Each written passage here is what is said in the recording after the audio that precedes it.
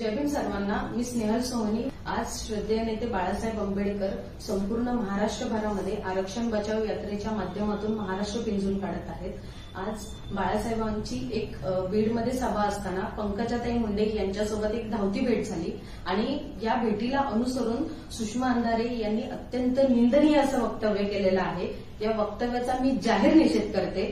खरं तर एक आंबेडकरवादी असताना या महिलेचा कधी आदरच वाटला नाही, कारण ज्या वेळेला इथल्या महापुरुषांचं प्रबोधन करणं असेल किंवा त्यांचे विचार मांडणं असेल त्यावेळेला इथल्या सर्वसामान्य लोकांना किंवा मग इथल्या खास करून वंचित, शोषित आणि उपेक्षित वर्गापर्यंत ज्या वेळेला प्रबोधन करण्याची वेळ येते त्यावेळेला मात्र यांच्याकडून लाखो आणि हजारो रुपयांच्या मागण्या केल्या जातात.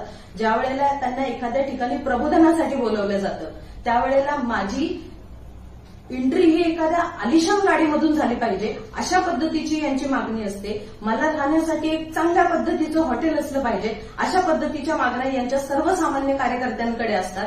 त्यामुळे यांच्यासारख्या पाकिटमार भाषणखोरांनी आमच्यासारख्यांना आंबेडकरवाद शिकवण्याच्या भानगडीत पडू नये मला सुषमा अंधारे यांना सांगायचं आहे.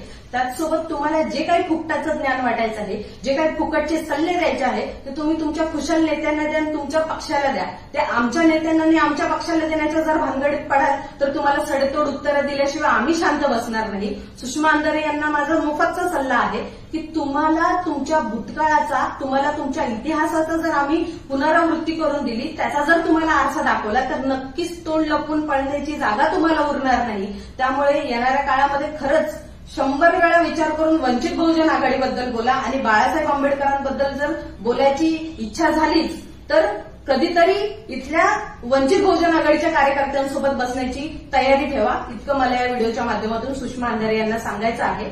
इतकंच बोलते. धन्यवाद. जय भीम.